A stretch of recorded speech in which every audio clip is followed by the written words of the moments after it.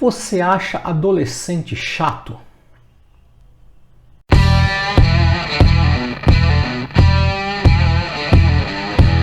Olá, Kiko do Tensionando. Se é a primeira vez que você está aqui no canal, já sabe qual é o esquema. Se inscreve, ativa o sininho, deixe seu like, seu dislike, comente, porque assim o YouTube entende que o conteúdo desse canal é relevante e ele começa a espalhar a sementinha para outras pessoas.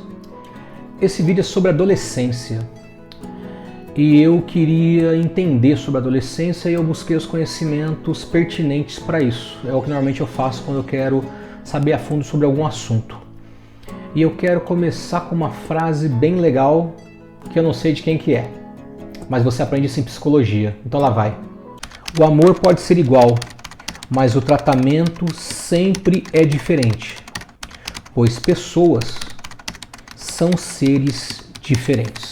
De acordo com a Organização Mundial de Saúde, a OMS, a adolescência ela é um período dos 10 aos 19 anos. Já de acordo com a Organização das Nações Unidas, vulgo ONU, a adolescência ela vai dos 13 aos 25 anos. Tá, e o que isso quer dizer? A adolescência ela vem do latim ad, de a ou para, e olescer, de crescer. Em resumo, crescer para. Então a adolescência nada mais é do que o processo de evolução e crescimento de um indivíduo. Então, falando em desenvolvimento neurológico, a adolescência é o período em que o cérebro se ajusta e se prepara para se transformar num cérebro adulto.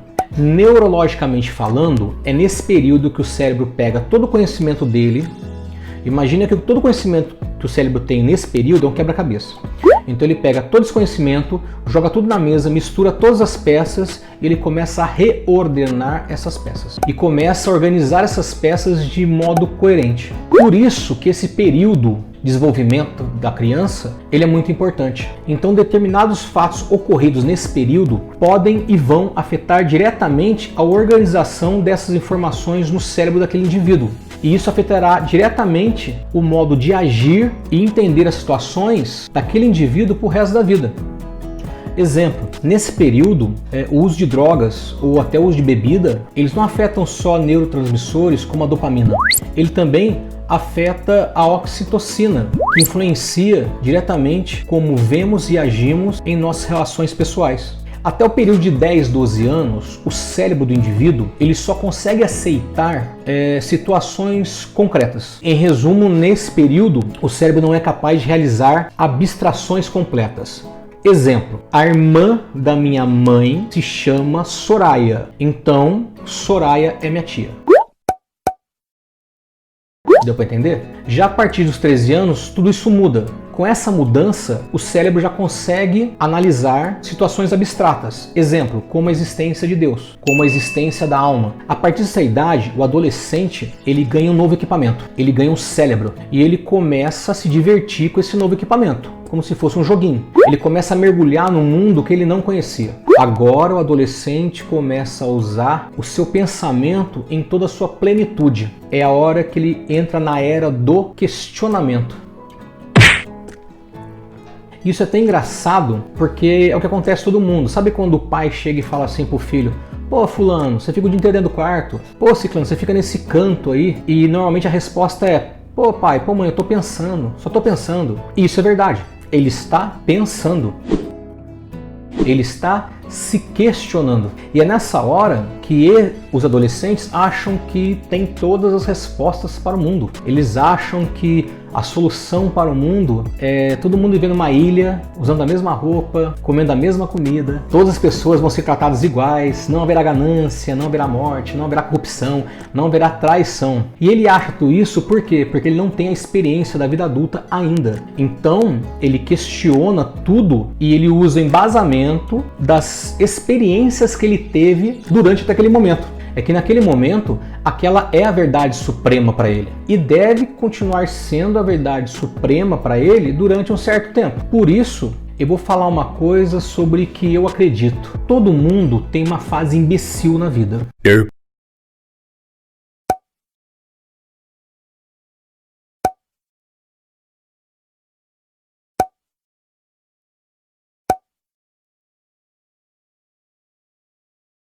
Entenda que essa fase imbecil, ela não tem um padrão, tá? Ela pode aparecer em várias facetas diferentes. Essa fase imbecil, ela pode aparecer como querer se vestir de preto, querer ser emo, querer ser baladeiro, querer ser metaleiro, querer ser um punk revoltado, querer ser um terraplanista e acreditar que a Terra é plana. Para tudo tem limite. Mas essa fase tem que existir, cara. Nessa fase de imbecil é que você cria a petulância. É nessa fase de imbecil que você acha que você vence o mundo. E isso é bom. O problema é quando essa fase de imbecil dura até os 50, né? Como se diz em psicologia, tem pessoas que envelhecem, mas não amadurecem. E em contrapartida, essa é uma fase de transição muito dura, muito amarga, muito dolorosa, para não dizer cruel, só que ela é necessária. Nesta fase, o adolescente, ele ainda não tem um contexto que seja só dele. Ele vive no contexto dos outros. E é por isso que o adolescente sente a necessidade de participar do contexto dos outros, de participar de outros grupos, para que ele possa se sentir aceito. Até porque nem ele sabe quem ele é naquele momento. É nessa hora que o adolescente começa a beber para participar de um grupo onde as pessoas bebem. É nessa hora que o adolescente começa a fumar para participar de um grupo onde as pessoas fumam. É nessa hora que o adolescente adota uma ideologia para participar de um grupo que segue aquela ideologia. É normal do ser humano. Essa fase de transição, como eu falei, ela é muito cruel.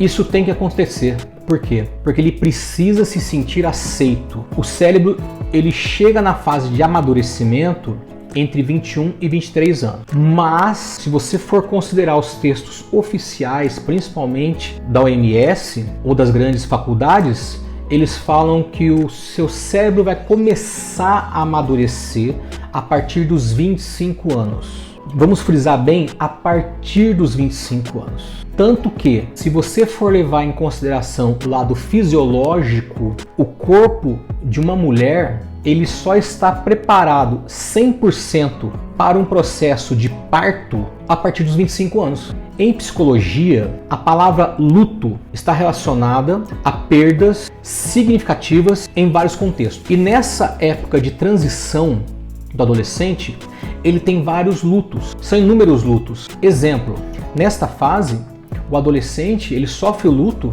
de perder todos os brinquedos de criança, de perder os benefícios de ser uma criança, de perder o benefício de ser tratado como uma criança. Só que em contrapartida, ele não é tratado como adulto. O adolescente, ele tem contato com os pais de uma maneira muito cruel. Por quê? Porque ele tem um contato com pais que a cada momento trocam de opinião.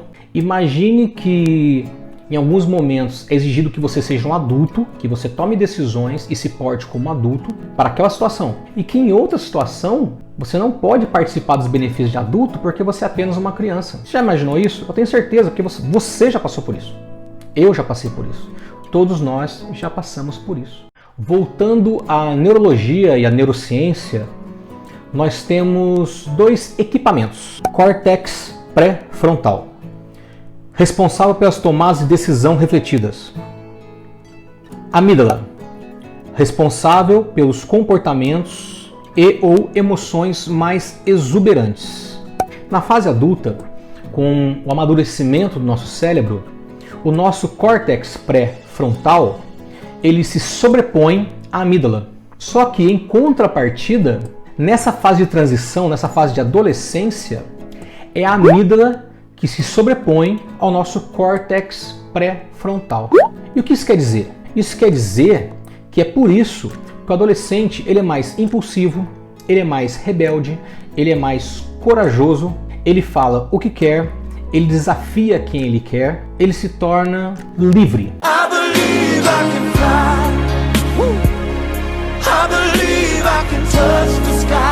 O que, em doses homeopáticas e ministradas corretamente, é muito bom.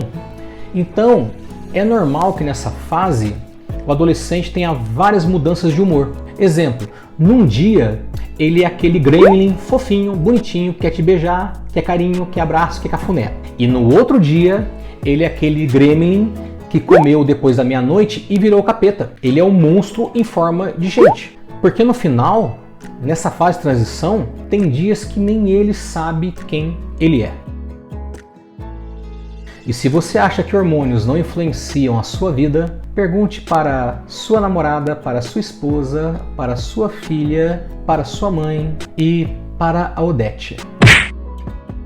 E junto com tudo isso vem sempre aquele papo de aranha, que é: ah, cara, hoje o mundo é muito mais perigoso, hoje os perigos são outros, hoje a tecnologia invadiu a mente dos adolescentes, na minha época não era assim, na minha época era muito melhor, na minha época era muito mais fácil. Me desculpe, papo de aranha, papo pra boi dormir, porque com certeza antigamente era diferente. Os perigos de hoje não são os perigos de antigamente, mas sempre existiram perigos.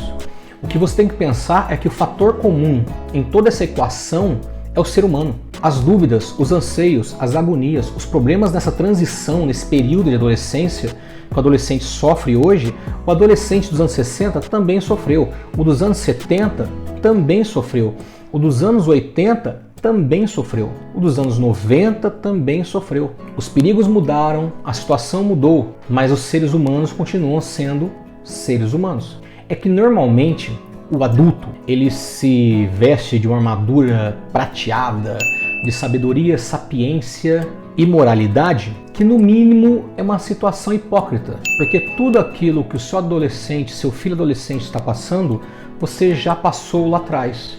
Pode ser que em doses diferentes, de modo diferente, mas você passou. E por algum fator da vida, uma varinha mágica, uma borracha mágica passou e você esqueceu tudo que você passou de drama. Por algum motivo milagroso, você esqueceu tudo que você fez e até o que você não fez na sua adolescência. O que, na minha humilde opinião, tem que haver uma ordem relativa a respeito. Na minha humilde opinião, o pai, ele tem que ser pai e depois ser amigo do filho. E o filho, ele tem que ser filho do pai para depois ser amigo do pai. A partir do momento que você inverte essa lógica, que o pai quer ser amiguinho, coleguinha do filho, antes de ser pai, ele abre uma porta que dificilmente depois ele vai fechar. Porque liberdade é uma coisa fácil de dar e difícil de você tirar. A partir do momento que você se coloca na posição de coleguinha do seu filho ou da sua filha, e você acha que você tem que tratar ele igual um coleguinha, você abriu uma porta que dá o direito do seu filho mandar você a merda, do seu filho não dar bola pra você,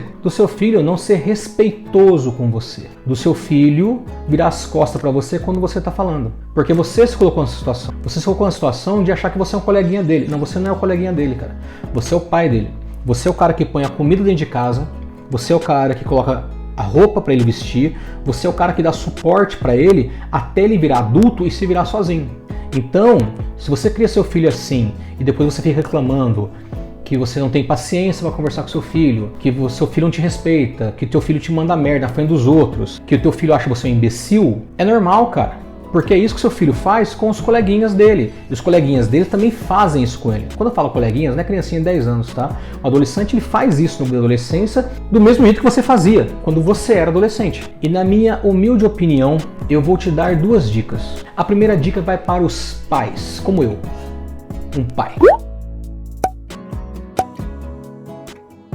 Em vez de você bater de frente, em vez de você se impor, aprenda a fazer com que o seu filho, com que aquele adolescente converse com você. Vou te dar um exemplo. Quando tiver uma situação que você não concorda, quando tiver uma situação que você sabe que vai dar merda no final, porque você tem muito mais experiência que seu filho, até porque você já passou por isso, então você sabe que vai dar merda. Em vez de você bater de frente com seu filho, em vez de você impor alguma coisa, chama seu filho, senta na mesa e fala assim: tudo bem, fulano? Você quer fazer tal coisa? Tá. Me explica por que você quer fazer isso. Pegou a ideia? Você obriga a pessoa a criar embasamento para poder te convencer. Então você fala para ela assim: você quer fazer tal coisa? Me explica por que você quer fazer. Ah tá, porque tal coisa é legal. Me diz tudo que você acha que pode dar certo nisso que você vai fazer. Agora você me diz tudo que você acha que pode dar errado se você quiser fazer. Você disse tudo? Então agora eu posso falar? Eu, como tendo no mínimo o dobro de idade de você, já passei por isso, já fiz isso, eu vou dizer tudo que pode dar certo, beleza? E agora eu vou dizer tudo que pode dar errado, beleza? E agora, olhando a situação do jeito que tá, eu vou falar pra você: você não acha que vai dar merda? Simples assim. Você cria o diálogo. E principal, quando você faz isso, você abre o campo de visão do seu filho, daquele adolescente. Ele vai começar a perceber que a opinião dele para você é importante. Ele vai se sentir um adulto, principalmente se você mostrar tudo para ele que pode dar errado e você frisar bem para ele que se ele acha que ele já é adulto, ele que assuma a responsabilidade de tudo que der errado. Em contrapartida, você também tem que aprender que se o embasamento dele for bom e ele estiver com uma porcentagem de acerto, você vai ser obrigado a engolir em seco e ajudar ele. Entenda que 54% dos problemas em empresas é relativo à falta de comunicação. Se você levar isso para o âmbito familiar, chega a 72%.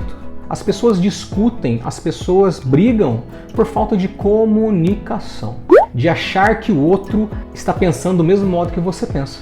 E a segunda dica é para quem? Para o adolescente.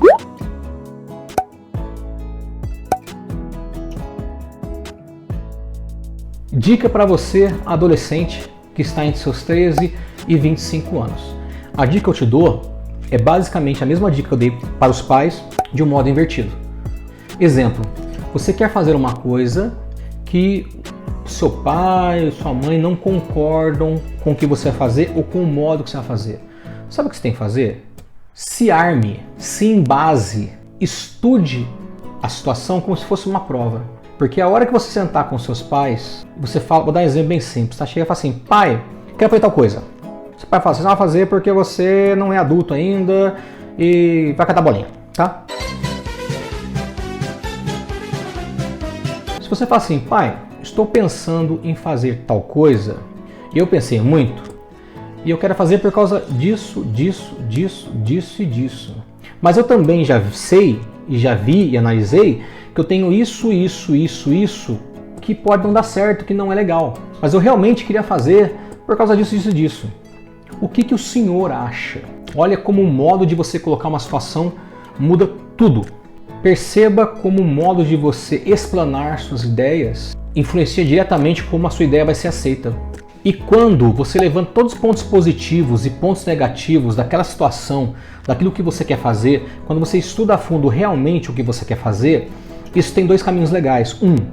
Ele pode fazer você começar a ver essa situação, isso que você quer fazer de modo diferente e você desiste da ideia. Ou você realmente começa a ficar embasado e realmente você percebe que é aquilo que você quer fazer. Mas essa é a minha opinião. Eu quero saber a sua opinião. Deixe nos comentários. E você já sabe o esquema, né? Se você não é inscrito no canal, se inscreve, ativa o sininho, deixe seu like, seu dislike, né? Porque assim o YouTube entende que esse conteúdo que eu estou tentando entregar para vocês é relevante e ele sozinho começa a espalhar a sementinha para outras pessoas. E se você achou que esse vídeo ou outros vídeos te deram algum conteúdo, te ajudaram em alguma coisa, fique à vontade para compartilhar com seus amigos, parentes e inimigos. Principalmente os inimigos, porque aí o inimigo prospera, cresce e para de encher o nosso saco. E não menos importante, só lembrando que são 2 vídeos por semana e é isso. Fique com Deus e simbora para outro vídeo.